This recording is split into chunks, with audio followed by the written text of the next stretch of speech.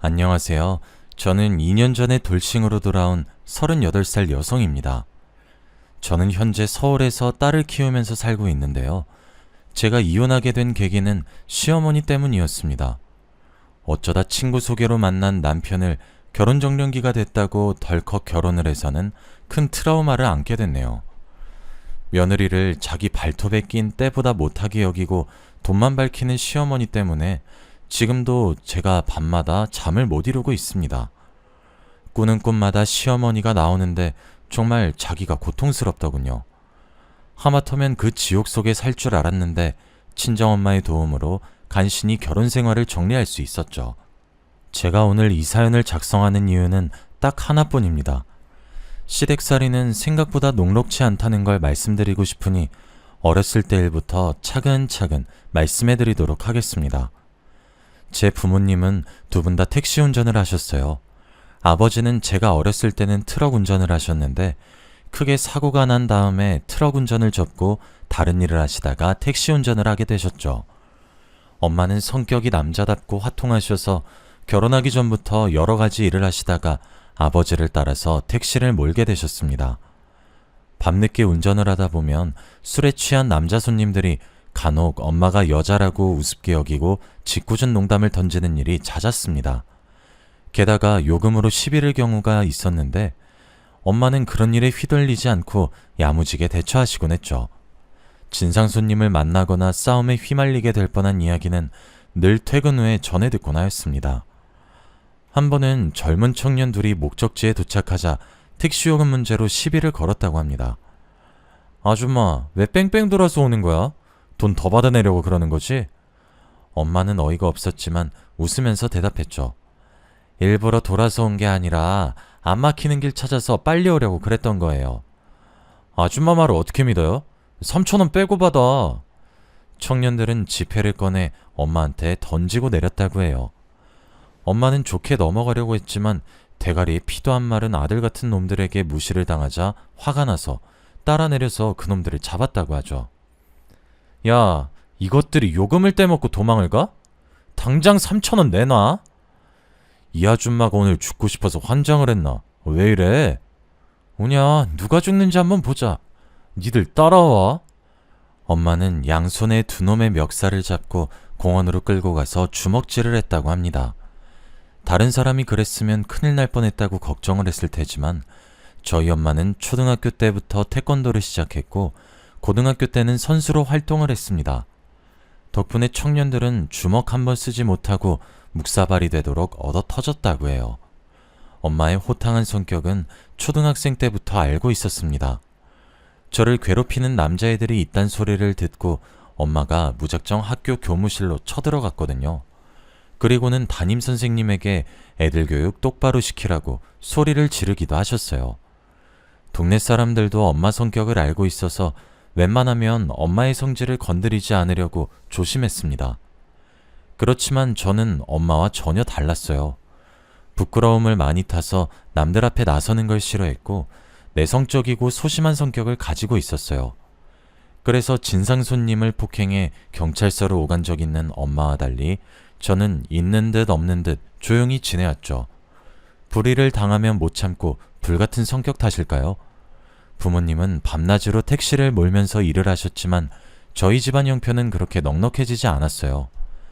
예전에 아버지가 2억이 넘는 대형 트럭을 할부로 사셨는데 불과 1년 만에 트럭이 전복되는 큰 사고가 났거든요. 다행히 아버지는 많이 다치지 않았지만 트럭은 심각하게 부서져서 폐차를 해야 했죠. 사고 처리 비용과 할부금은 고스란히 빚으로 남게 되었어요. 그 빚을 아무리 갚아도 끝이 없었죠. 조금 줄어드는가 싶으면 무슨 일이 터져서 또 돈을 쓰는 일이 생겼으니까요. 그래서 저도 열심히 벌어서 생활에 보태야 했어요. 그렇게 6년을 보내자 빚은 거의 사라졌고 약간의 돈도 모을 수 있게 됐는데요. 1년 전에 결혼한 친구가 오랜만에 만나자고 하더군요. 그러더니 절 보자마자 하는 소리가 남자친구 이야기였습니다. 은주야, 너 남자친구 없지? 그래, 내가 모태솔로라고 몇 번 말해? 은주야, 너 내일 모레면 30이야. 설마 독신주의자는 아니지? 남자 만날 생각 있는 거지? 어떻게 만나야 할지 몰라서 그렇지. 나도 연애 한번 해보고 싶다. 내가 괜찮은 사람 소개시켜줄게. 사촌 오빠 친구인데 잘생기고 직업도 괜찮더라. 1년 전에 결혼을 한 친구가 남자를 소개시켜주겠다고 해서 만나보았습니다. 회사 근처 카페에서 만났는데 성격도 밝고 배려심도 좋으셨어요. 제약회사 연구원으로 근무하고 있다고 해서 저도 마음에 들었죠. 그래서 두어 달 만남을 이어가다가 정식으로 프로포즈를 받게 되었어요. 아무래도 제 남편이 저보다 나이가 7살이나 더 많아서 결혼이 급한 상태였죠. 저도 그때는 나이가 차면 누구든 당연히 하는 게 결혼이라고 생각해서 아무 생각 없이 남편의 청혼을 받아들였습니다. 그것이 제 인생의 첫 번째이자 가장 치명적인 실수가 될 줄은 꿈에도 몰랐어요. 시어머니를 뵈러 갔을 때 결혼을 무르자고 하길 그랬어요.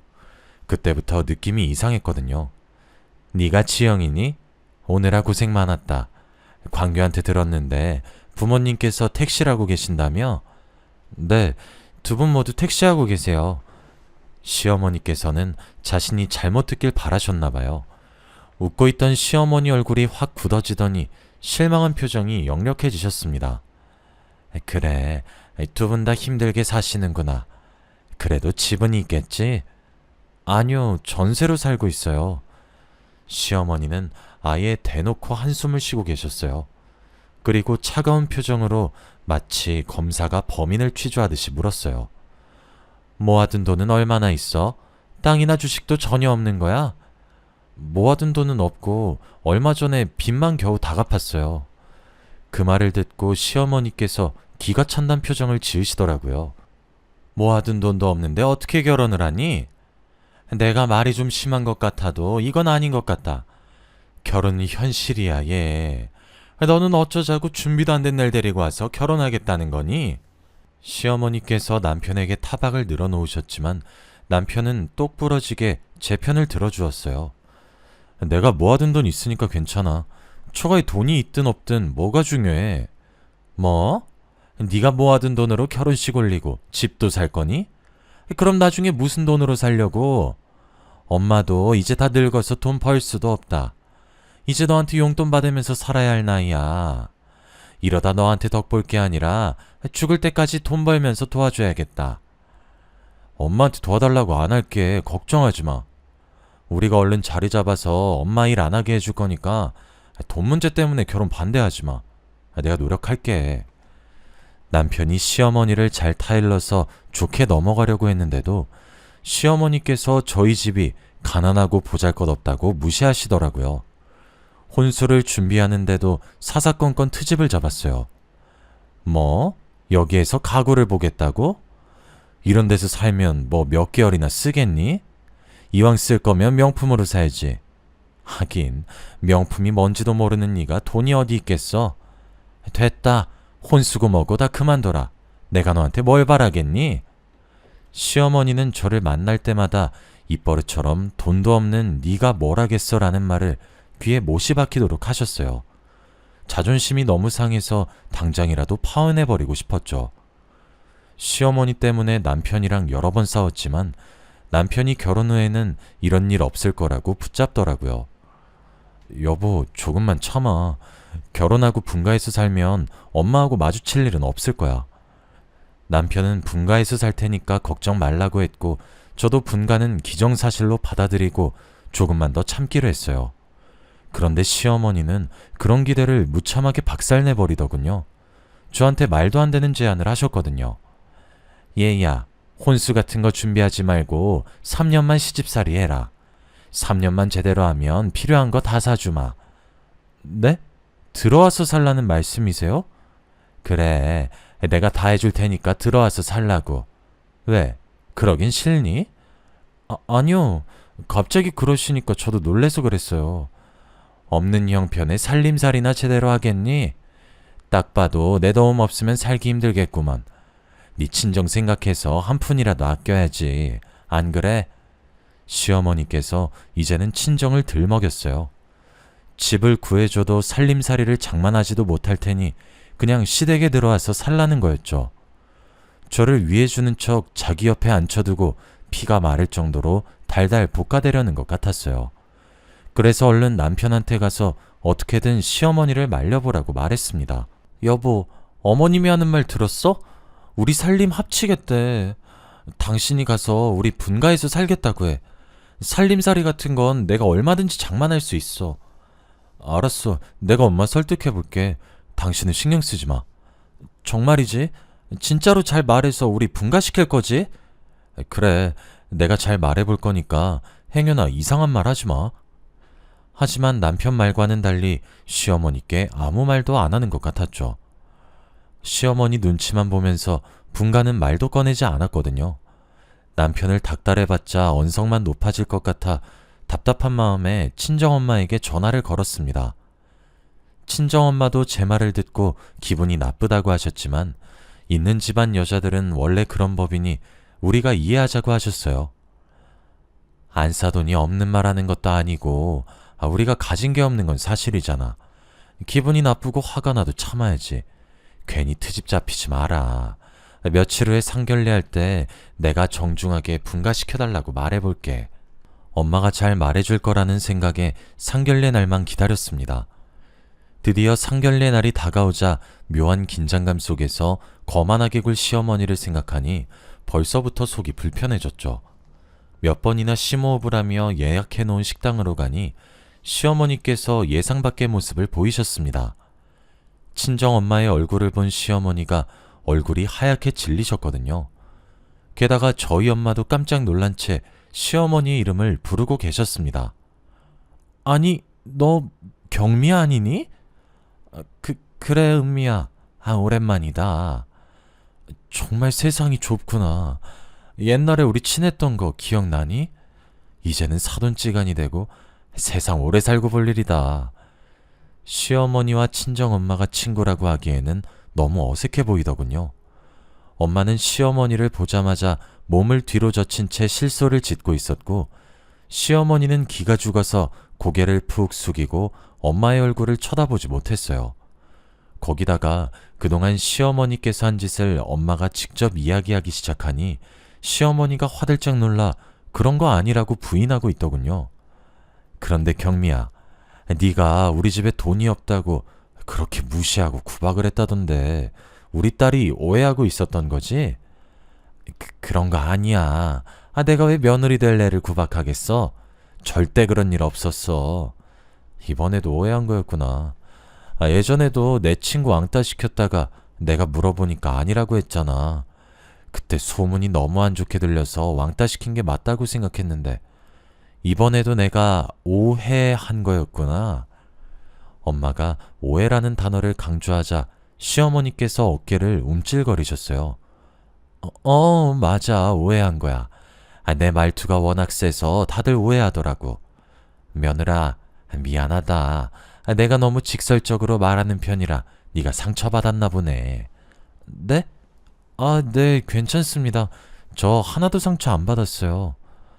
시어머니께서 금방이라도 울음을 터뜨릴 것처럼 완전히 울상이 되셔서 괜찮다고 말할 수밖에 없었습니다. 남편도 시어머니가 겁을 먹으신 모습을 처음 보았는지 의아스러운 표정이었죠. 어색한 침묵이 흐르자 남편이 귓속말로 무슨 일이 있었는지 아냐고 묻더군요. 저는 당연히 예전에 들었던 학창시절 이야기를 이야기하지 못했죠.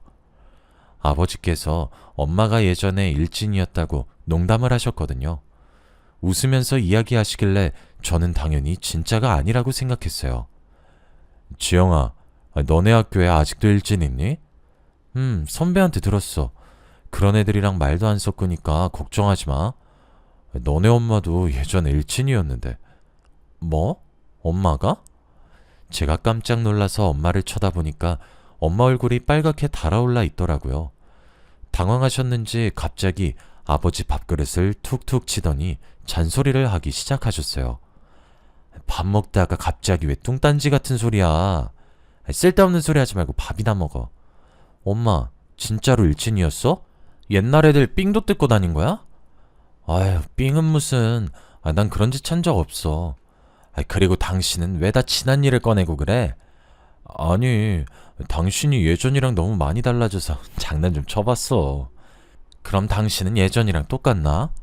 선생들 몰래 삥 뜯다가 구렛나루 쥐어뜯긴 것도 말해줘? 그 이야기는 왜 꺼내? 삥 뜯은 게 아니라 애들이랑 장난치다가 장난은 무슨 매일 삥 뜯는 걸로 유명했으면서. 저는 당연히 엄마와 아버지가 중매로 만난 줄 알았어요. 제 친구들 부모님 소개로 만났다길래 우리 부모님도 그러겠거니 했는데 학창시절부터 서로를 알고 있을 줄은 꿈에도 몰랐죠. 제가 둘이 어떻게 친해진 거냐고 물으니까 아버지는 어떻게 엄마를 만나게 되었는지 말해주었어요. 엄마와 아버지는 학창시절에 공부는 뒷전이었고 흔히 노는 무리들하고 어울렸다고 합니다. 엄마는 태권도를 계속하면서 자연스럽게 공부랑 담을 쌓았고 아버지는 집안이 넉넉하지 못해서 시장통 뒷골목에서 살았다고 해요. 그러다 보니 집안 사정이 비슷한 또래들끼리 어울려 다니면서 여러 가지 사고를 쳤다고 합니다. 엄마는 체격도 좋았고 태권도로 다져진 실전 기술이 있어서 남자든 여자든 시비가 붙으면 피하는 법이 없었다고 하는데요. 싸워서 진 적이 한 번도 없었다는 말에 평범해 보였던 엄마가 다시 보였죠. 엄마가 남자랑 싸웠는데 다 이겼다고? 말도 안 돼. 나도 싸움은 한가닥 했는데 네 엄마한테 깨졌어. 그게 고등학교 2학년 때였나? 엄마의 싸움 실력을 알아본 일진들이 엄마를 꼬드겨서 한동안 일진들이랑 어울렸다고 해요. 겁이 없었던 엄마와 친구들은 길거리를 돌아다니다가 남학생들과 시비가 붙은 적이 있었다고 합니다. 그때 아버지가 엄마와 1대1로 붙었는데 졌다고 하죠.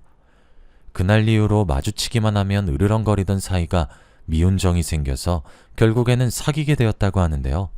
졸업 후에도 계속 만나다가 5년 후에 결혼해서 저를 낳았다고 합니다. 엄마와 아버지가 이런 과거를 갖고 있어서 시어머니도 저를 못살게 구는 걸 멈췄나 봅니다. 그날 이후로 제 결혼 생활이 완전히 달라졌거든요. 저희 부부 뜻대로 당연히 분가를 하게 되었고 결혼 후에도 저는 계속 직장을 다닐 수 있게 되었습니다. 애를 낳을 때까지는 사회생활을 계속할 생각이었고 시어머니도 허락을 하셨어요. 게다가 집안일도 시어머니께서 알아서 해주시더군요. 덕분에 저는 시어머니가 차려주는 아침을 먹고 출근할 수 있었습니다.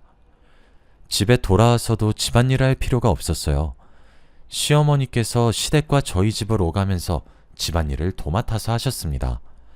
제가 하겠다고 말려도 기어코하시겠다고 하더라고요. 어머님, 집안일은 제가 알아서 할 테니까 이제 오지 마세요. 계속 이러시면 제가 부담스러워요. 아니야, 내가 좋아하는 일이니까 넌 신경 쓰지 말고 회사 일만 열심히 하거라. 도대체 어머님의 학창시절이 어땠길래 이렇게 변해버리신 걸까요? 요즘은 왕따를 심하게 시키면 뉴스에도 나오곤 하잖아요. 그 정도로 애를 괴롭힌 걸까 싶어서 일하다가도 괜히 상상이 되더라고요. 이러다가 큰 트러블이 일어나는 거 아닌가 싶을 정도로 시어머니께서 제 손에 물 한 방울 묻히지 않으셨어요. 그러던 어느 날 저녁 시간이었어요. 시어머니가 차려준 밥을 먹고 있는데 엄마한테 전화를 왔더라고요. 엄마, 무슨 일이야? 이번 주말에 김장하려고 하는데 너 시간 괜찮지? 어쩌지? 이번 주말에 출장 잡혀 있어. 아니, 저번 주 주말도 출장이었잖아. 뭔 놈의 출장이 왜 이렇게 많니? 지점에 문제가 생겨서 내가 해결해야 하는데 담당자가 주말밖에 시간이 없다고 해서. 그럼 할 수 없지. 나 혼자 하마. 엄마가 통화를 마치자 시어머니가 다가왔어요. 무슨 일이냐? 은미가, 아니, 안사돈이 뭐라고 해? 이번 주말에 김장할 건데 제가 시간이 없어서 못 도와드릴 것 같아요. 그래? 그럼 내가 가서 해주마. 어머님이요? 괜찮아요. 그러실 필요 없어요. 아니다. 이제 한 식구인데 손이 필요하면 당연히 가서 도와야지. 진짜로 시어머니가 친정으로 가서 김장을 거들어 주더라고요. 며칠 후에 엄마에게 전화를 걸어서 물어보니까 시어머니께서 앞으로 필요하면 언제든지 편하게 부르라고 하더군요.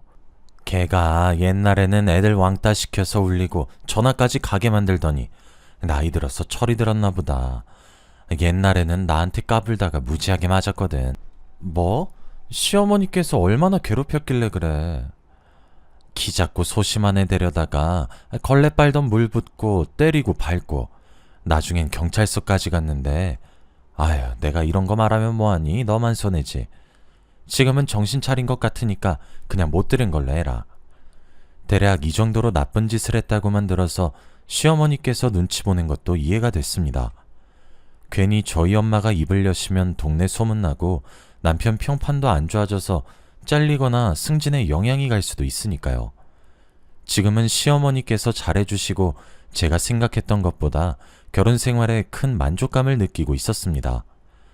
회사 일도 바쁘다 보니 괜히 과거 일을 캐낼 필요는 없다는 생각이 들었죠. 그렇게 2년이 지나고 저희 부부 사이에 딸 하나가 생겼습니다. 저도 이제 직장을 그만두려고 부장님과 면담 자리를 가졌는데요. 부장님께서 한사코 말리시더라고요. 장대리, 지금까지 고생해놓고 이제 와서 왜 그만두려고 그래? 애 낳고 지금까지 잘 다니고 있었잖아. 이제 곧 승진할 텐데 계속 근무해. 그동안 고생한 보상은 받아야지. 그치만 저희도 자녀 계획이 더 있어서 가정에 충실하고 싶은데 장대리가 지치고 힘들어서 이러는 거 이해해. 그런데 애 한 명 더 가질 거면 돈이 더 필요할 거 아니야. 곧 있으면 좋은 소식 생길 거니까 좀만 더 기다려보자. 부장님께서 저를 붙잡으려고 괜히 하시는 말씀이라고 생각했습니다. 그런데 진짜로 몇 달 뒤 승진을 하게 되었죠. 연봉도 오르고 더 편하고 좋은 조건으로 일하게 되어서 그만두지 말까 고민이 되었죠. 퇴근 후 저녁 식사 자리에서 이 고민을 털어놓으니 시어머니께서 나서서 이야기해 주시더군요. 길게 고민할 거 없다. 네가 직장생활 하고 싶으면 계속해.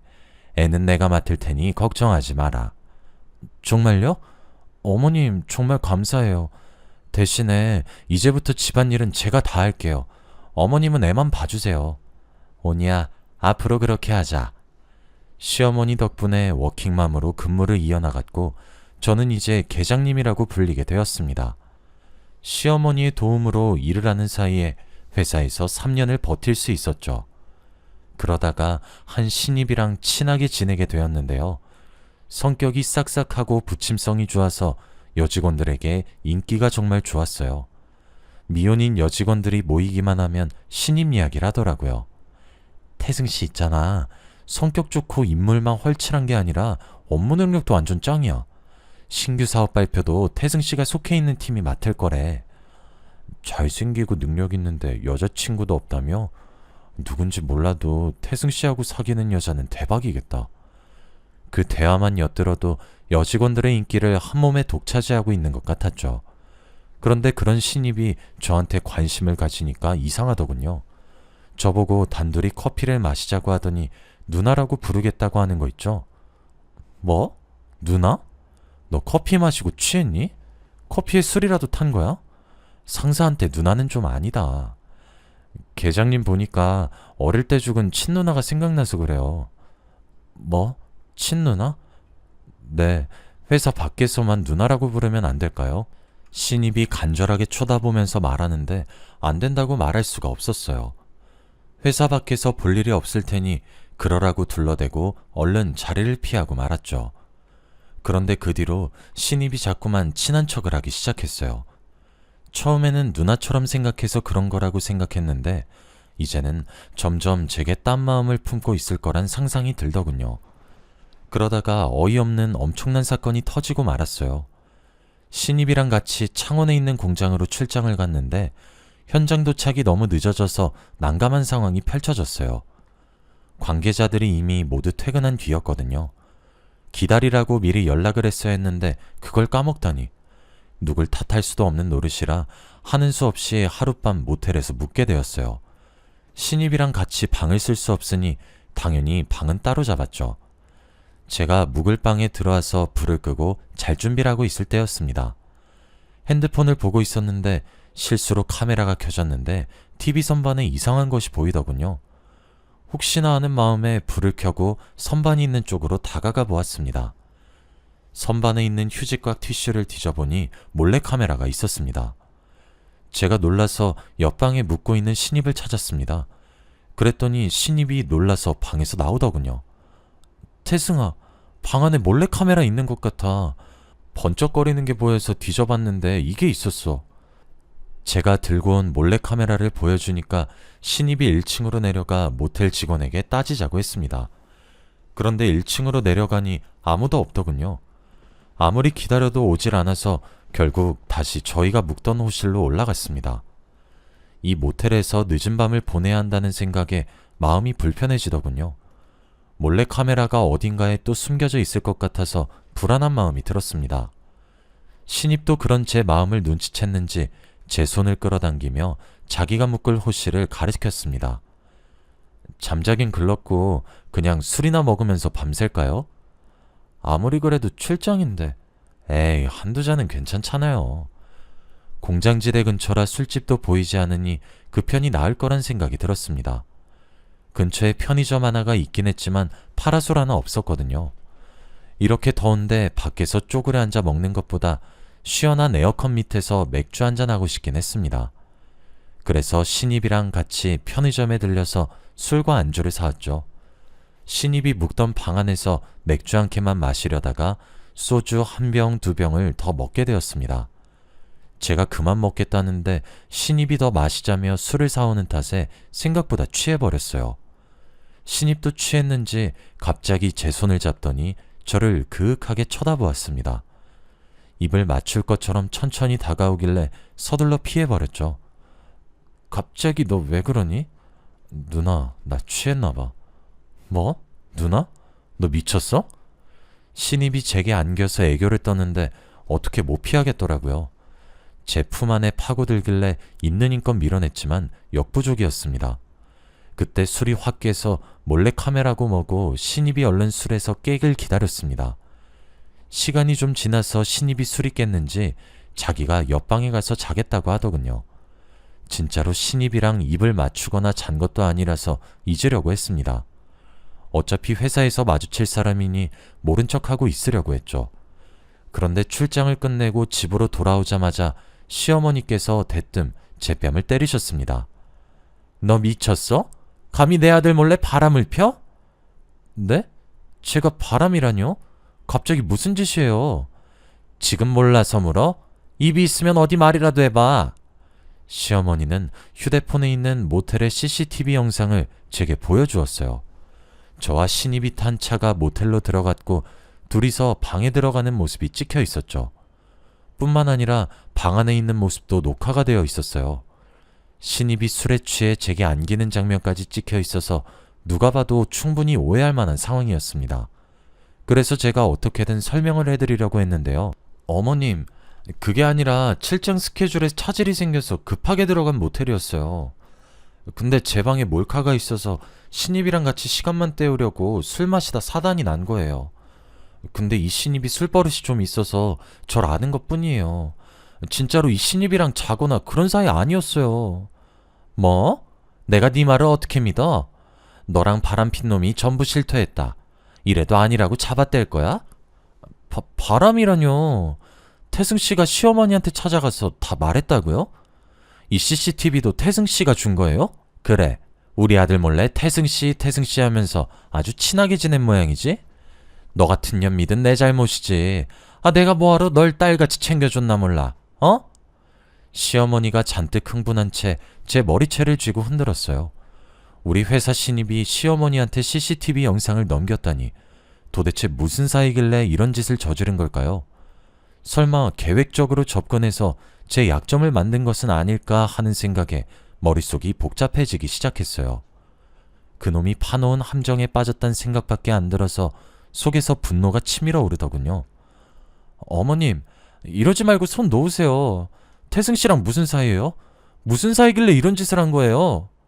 이런 짓이라니? 이게 미쳤나? 유부녀가 총각하고 바람 피워놓고 이렇게 뻔뻔할 줄이야. 몰카도 일부러 설치해 놓은 거죠. 어머님이랑 태승씨가 작당한 거잖아요. 작당하긴 뭘 작당해. 내가 너 신고해서 깜빵에 쳐넣을 거야. 저는 태승씨를 데려와 삼자대면 하자고 했지만 듣지 않으셨어요. 시어머니는 저를 바람난 년으로 몰아붙이면서 당장 이혼하라고 난리를 치셨죠. 게다가 친정을 찾아가서 엄마에게도 증거들을 보여주면서 절 치욕스럽게 만드시더라고요. 당연히 저희 엄마는 시어머니의 말을 믿지 않으셨습니다. 너 진짜야? 네가 이런 짓을 저지른 거야? 아니야, 나 억울해. 출장 갔다가 모텔에 몰카가 있어서 무서워서 시간만 때우려고 술 한잔한 거야. 진짜로 잔 것도 아니고 그런 사이 아닌데. 나한테도 이렇게 말하더니 그게 말이 된다고 생각하니? 학교 다닐 때도 나 괴롭히더니 딸 자식 가르쳤을지 안 봐도 뻔하다. 내가 미쳤지. 진작 이 결혼 말렸어야 했는데 결혼시킨 내가 미친 것이다. 엄마, 진짜야. 내 말 좀 믿어줘. 어머니께서 CCTV를 어떻게 받으셨겠어? 태승 씨랑 무슨 작당을 한 것 같아. 이제 좀 인정하거라. 어떻게 끝까지 이럴 수 있는 거니?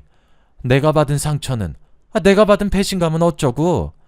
시어머니가 눈물을 흘리면서 슬퍼하시다가 딸애를 어떻게 키운 거냐고 당장 보상해내라고 엄마에게 소리를 질렀어요. 엄마는 제가 하는 말이 타당하다고 못 느끼셨는지 아무 말도 못 하셨습니다.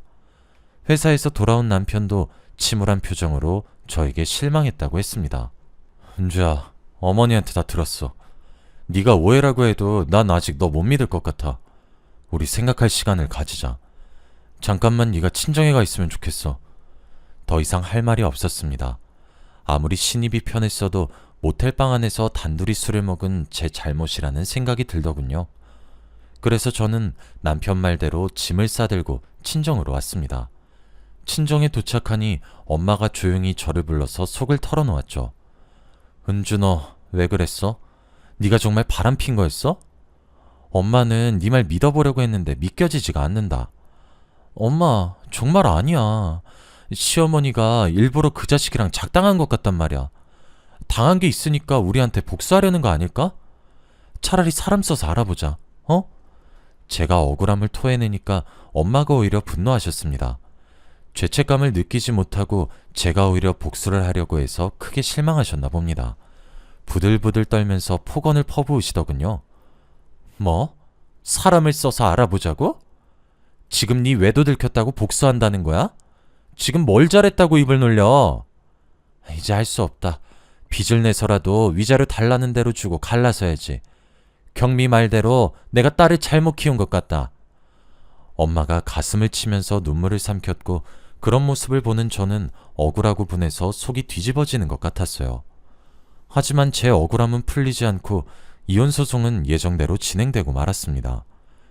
그래도 저는 꿋꿋하게 회사에 출근을 했어요. 정작 저를 이런 비참하게 만든 그 자식은 장기 휴가를 내고 회사에 나오지 않았더군요. 그놈에게 왜 이런 일을 꾸몄는지 묻고 싶었지만 연락조차 받지 않아서 그럴 수 없게 되었습니다. 더 기가 막힌 사실은 회사에 어이없는 소문까지 퍼지기 시작했다는 겁니다.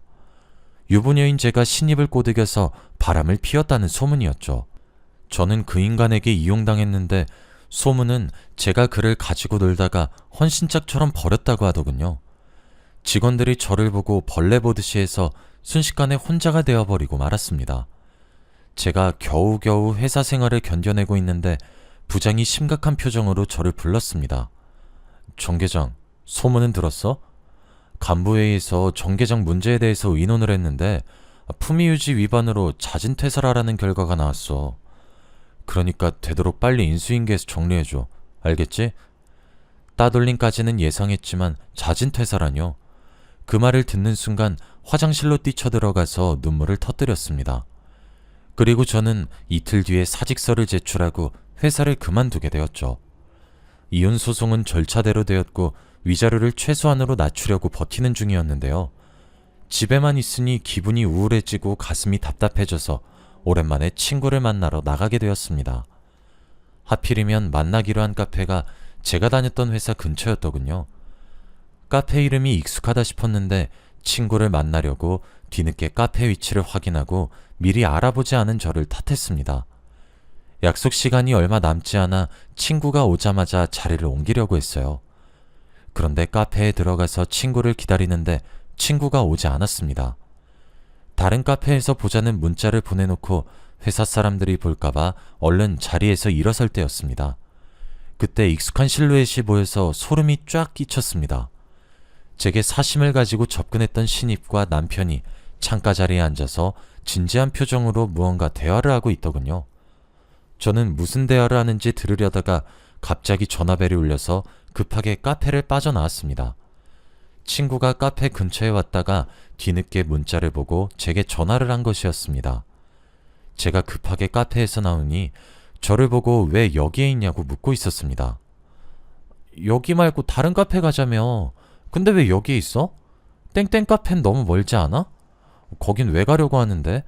너 여기 카페가 직원 할인된다고 좋아했잖아. 혜진아, 나 부탁 한 가지만 하자. 저기 카페 안에 남편이 있는데 나 몰래 이상한 짓 하는 것 같거든? 너만 몰래 들어가서 녹음해주면 안 될까? 뭐? 이상한 짓? 설마 바람 피는 건 아니지? 야, 잠깐만 기다려봐. 내가 꼭 녹음해서 들려줄게. 저보다 더 열이 받은 친구는 남편 뒷자리에 앉아서 녹음을 해주었습니다. 혹시나 들킬까봐 회사에서 멀리 떨어진 카페에서 기다리고 있었는데 1시간 후에 친구가 제가 있는 카페로 들어오더군요. 그리고 핸드폰으로 녹음한 충격적인 대화를 들려주었습니다. 그럼 약속한 3천만 원은 소송 끝나면 바로 주는 거죠? 당연하지. 최소한 1억은 뜯어낼 작정이야. 네가 고생 많았다. 에이, 이런 일은 제가 일가견이 있죠. 직장 사람들만 모르게 해주세요. 사람들이 저도 피해자인 줄 알고 있더라고요. 그래, 내가 하라는 대로만 말하면 은주가 남자 밝히는 꽃뱀인 줄 알고 있을 거야. 내 남편이 날 남자 밝히는 꽃뱀으로 만들었다니. 모두 남편이 저지른 짓이란 생각이 들자마자 시어머니도 한통속이었다는 사실을 녹음을 통해 알게 되었습니다. 시어머니가 남편에게 학창시절 괴롭힘을 당했다는 거짓말을 해 저희 엄마는 물론 저까지 미워하게 만든 것이었습니다. 그리고 저를 이혼시키려고 불륜녀로 모함했던 거죠. 시어머니는 눈에 가시 같은 저를 쫓아내고 위자료는 덤으로 얻을 수 있으니 일석이조였던 겁니다. 화가 머리끝까지 난 저는 작정을 하고 회사 근처에 몸을 숨겼습니다. 그래서 퇴근하고 나온 신입의 멱살을 잡고 골목 쪽으로 들어왔죠. 너 지금 사기치고 있는 거 알고 있어? 나 녹음해놓은 증거 있으니까 바른 대로 말해. 녹음? 무슨 녹음을 말하는 건데요? 그리고 나 잘리면 어쩌려고 그래. 이러다 회사 사람들이 보겠어. 그래, 너랑 같이 골목으로 들어온 사람 많아. 내가 이번엔 네가 꼬신 거라고 소문 좀 내보려고. 어때? 너도 한번 권고사직 당해볼래? 거기에 사기죄까지 추가하려고 하는데. 사기죄? 장 계장님, 미안해요. 내가 비트코인을 했는데 실패해서 빚이 너무 많아서. 그런데 장 계장님 남편이 갑자기 나한테 접근하더니 장 계장님 꼬셔보라고 하는 거야. 둘이 있는 사진만 잘 찍어오면 돈 주겠다고 해서 얼떨결에 저질러 버렸어. 신입이 남편과 시어머니가 시킨 거라고 자백하길래 그 말을 녹음해 두었습니다. 그리고 그 녹음본을 엄마에게 들려주었죠. 엄마는 녹음된 걸 듣고 충격을 받고 입술을 꽉 깨물더니 제 손을 잡고 시댁으로 달려갔습니다. 시모는 당연히 우리를 보고 버럭 소리를 지르고 있더군요. 아니, 여기가 어디라고 찾아와? 썩 안 꺼져? 시어머니가 상황 판단을 하지 못하고 소금을 뿌리려고 하길래 엄마가 시어머니의 팔을 강하게 잡아챘습니다. 뭐? 썩 안 꺼져? 옛날 일은 다 잊고 인간적으로 잘 대해주려고 했는데 감히 내 딸한테 이런 짓을 저질러? 너 같은 년은 절대 용서 못해. 뭐? 지금 무슨 소리 하는 거야? 잘못은 네 딸이 했다고. 나한테 왜 그래? 시어머니가 끝까지 잘못을 실토해내지 않길래 녹음본을 들려주었죠. 녹음 파일을 들은 시어머니가 그때가 돼서야 사색이 된 채 잘못했다고 빌었습니다. 시어머니가 울면서 빌었지만 엄마는 시어머니를 용서해주지 않았는데요. 저도 이 일을 용서해줄 수 없었습니다. 남편도 미안하다고 용서를 구하며 앞으로 이런 일이 없을 거라고 했지만 저는 위자료와 더불어 재산 분할을 청구하였습니다. 지금은 시어머니를 상대로 정신적 피해 보상까지 요구해서 모두 받아낸 상태인데요. 엄마 말로는 시어머니가 집을 처분할 정도로 전 재산을 토해냈다고 하더군요. 두 모자는 현재 월세방을 전전하는 신세가 되고 말았다고 합니다. 이게 다 오해와 잘못된 복수 방법 때문에 일어난 일이에요. 여러분은 무슨 일이 생기든 간에 상대방을 인격적으로 배려하면서 행복하게 살아가시길 바랍니다.